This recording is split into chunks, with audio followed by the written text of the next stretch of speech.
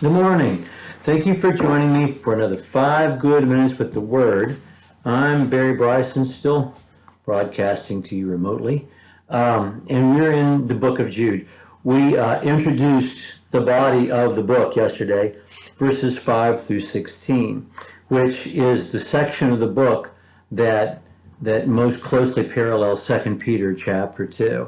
In fact, just about 2/3 of the book of Jude is either a quotation or a direct allusion to 2 Peter chapter 2. Anyway, you probably, as we read through this yesterday, heard some references that you were scratching your head about. That's not in the New Testament. We need to talk about the two extra biblical texts, which are sources for the material in this passage. Remember, we said yesterday, he almost certainly is writing to people with Jewish backgrounds, people who were Jews before they were Christians.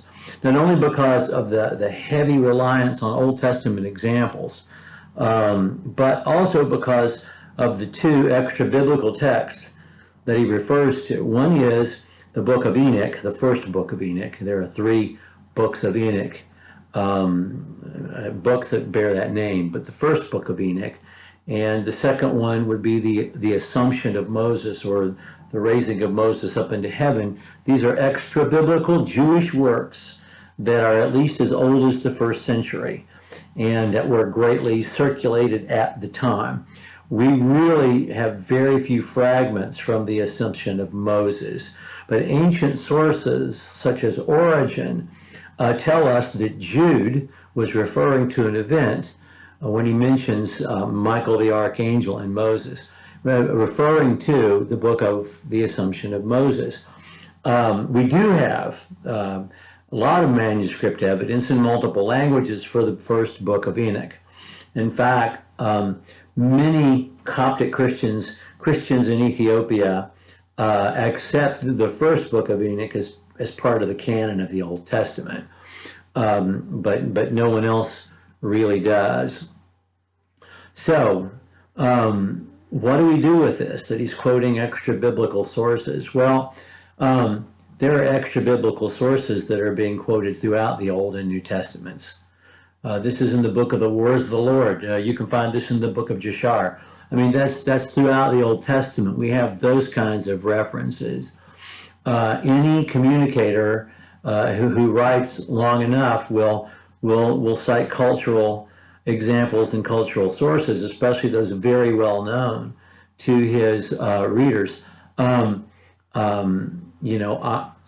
could quote from a movie, a book, that everybody might know. Maybe it's Charlotte's Web, or maybe it's 20,000 Leagues Under the Sea. I don't know, a John Wayne movie, or a comedy, a sitcom that everybody knows, like I Love Lucy. I don't see that this is any different than that. He's quoting examples that they would recognize and using them as examples. I hope you don't have heartburn about this. We said yesterday that in verses 4 and 5, he gives us a hint of what their false teaching contained. There is the using grace as an excuse for licentious behavior. And then there is the denial in some way of the truth about Jesus. What we find today is the way they act. And the themes throughout they are disrespectful. They just are insulting and disrespectful to everybody, even heavenly beings. They are disrespectful. They're sexually immoral. So that they are destroying their own bodies. They are subversive. They have snuck in here to take all of us down. And so we're going to see that repeated throughout. So anyway, in verses 5 through 7, he uses these 3 examples of the people being delivered from Egypt. But then later, many of them were destroyed, probably referring specifically to the golden calf episode, which happened as Moses was on the mountain receiving the law. And that God, after saving this huge population, did not hesitate when they turned idolatrous to destroy those who would not repent. He also, that's the first example. The last example is the example of Sodom and Gomorrah, story that is just recognized by just about everybody. God's judgment upon a sexually immoral and terribly violent people. And then in between those two biblical examples, he's got the angels who did not keep their position of authority. Now, there are hints about angels who sinned throughout the Bible, Old and New Testament, and that they were cast out. So this is not necessarily a reference to the first book of Enoch, but that's the topic of the first book of Enoch. And it starts with the rebellion of the angels, and it goes through to the prediction of the flood, and Enoch's quotes. He's going to specifically quote the book of Enoch later on, but this might be a reference to the book of Enoch. In verses 8 through 10, he gives the example.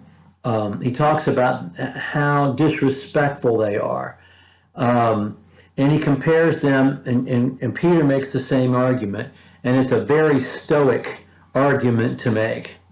That they're like unreasoning animals. They don't understand. They're just living on instinct. Instinct meaning your limbic brain, your baser impulses.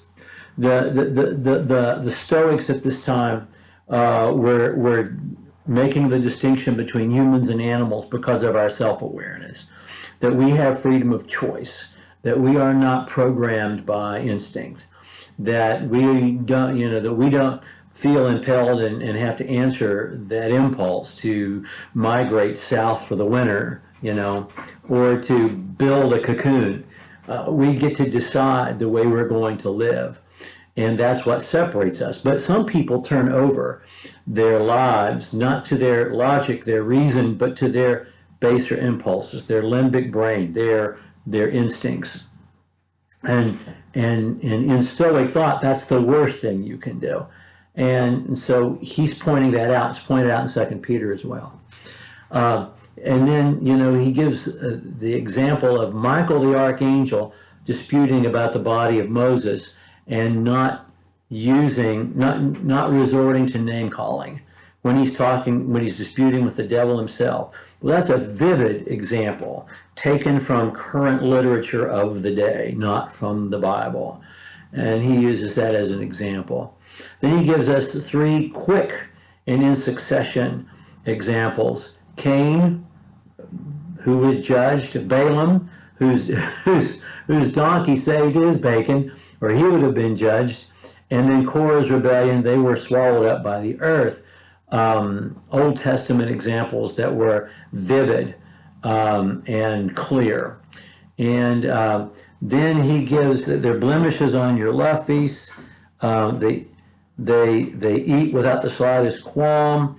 They are shepherds who feed on themselves. So these are all eating examples. You have 3 there. The love feasts. What are the love feasts? The love feasts are likely, the fellowship meals that would have been associated with meeting together on Sunday and having communion service on Sunday. That seems to be what he's talking about, and they're ruining all this by their presence. Shepherds who feed on themselves. Cannibal shepherds. Clouds without rain. They are clouds without rain blowing by the wind. Trees without fruit, and waves of the sea. The promise of fertility, the promise of nourishment, but the denial of it in all 3. And then he talks about Enoch, and he quotes the first book of Enoch. We do know that Enoch preached. We do know that, and we know that from Peter. We know that the people who perished in the flood had no excuse because they were told ahead of time.